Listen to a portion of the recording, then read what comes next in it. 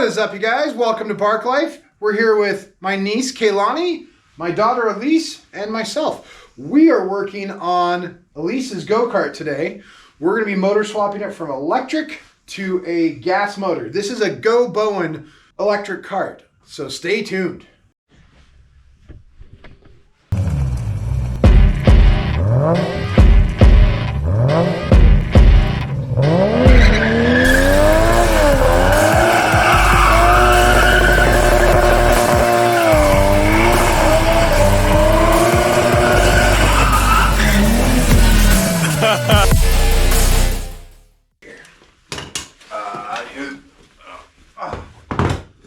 Pull this motor off, eh?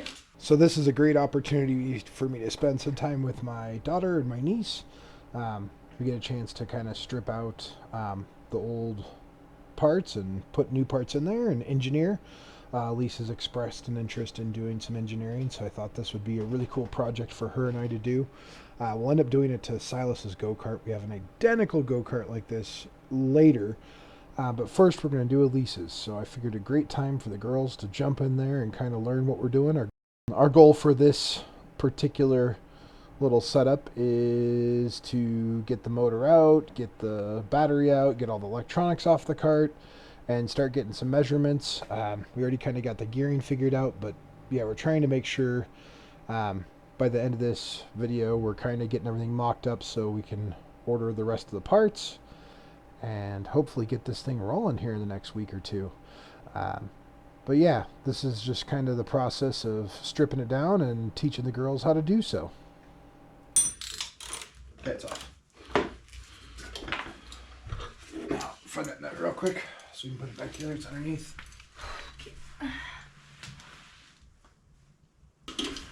Hey, Dad. I just came up with a joke. Huh? What do squirrel engineers use a lot? I have no idea. Nuts and bolts. Mm-hmm. I know, it's a bad one. It is pretty bad. Fix it. Let's see what kind of fit we got. Watch out, Kelly.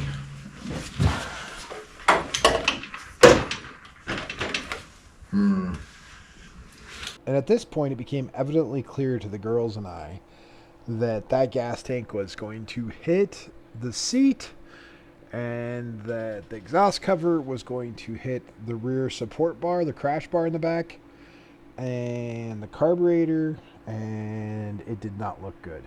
So we, at this point, started trying to figure out a way to get it to fit, or if it was going to fit at all.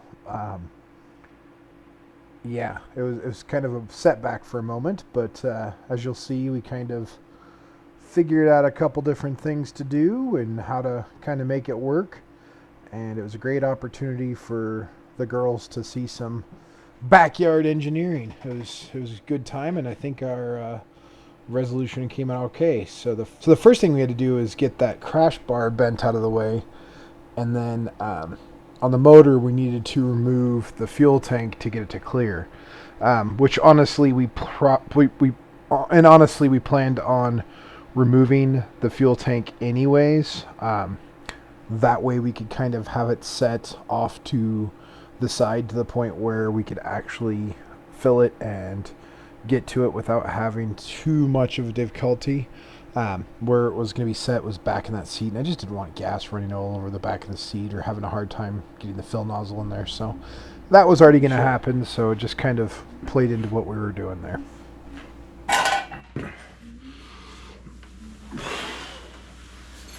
Can you hold that motor back as far as you can?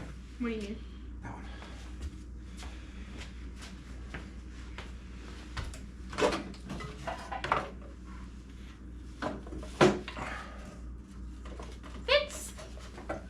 Still doesn't fit. Running into something. Can we take this topper off? What are we running into? Am I running into the motor? What am I running into? Nothing over here. No, I have the motor. Turn that away from that. Get that the heck out of there. That actually sounds like it should stay. So.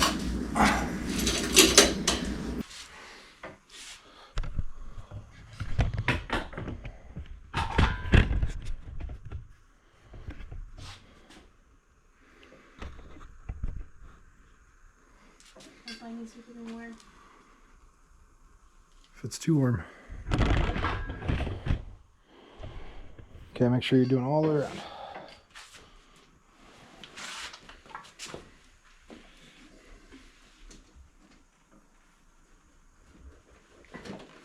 Hold it on there, just in that one middle spot. If you don't heat it evenly, then it's gonna crack.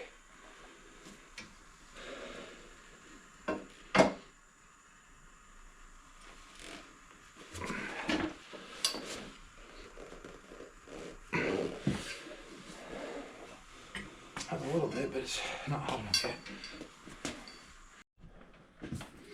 All right, so one of the things we had to do was bend this back bar out. As you can see, this is now way out here.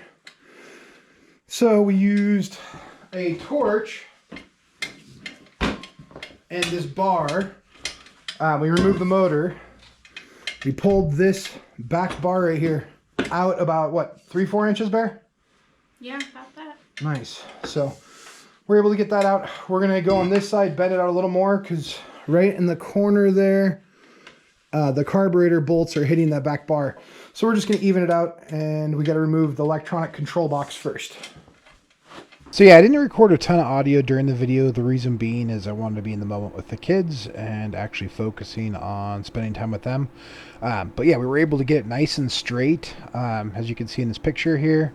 And the finished product is the entire back end is set up. We have the motor dropped in place basically where we're going to mount it. We're just waiting for the clutch to come. That way we can make sure we have it all lined up. But yeah, it looks pretty darn good, and we were happy with it. So there it is. All right, guys, so we got where the motor's basically going to sit. Looks like the chain's in the right spot.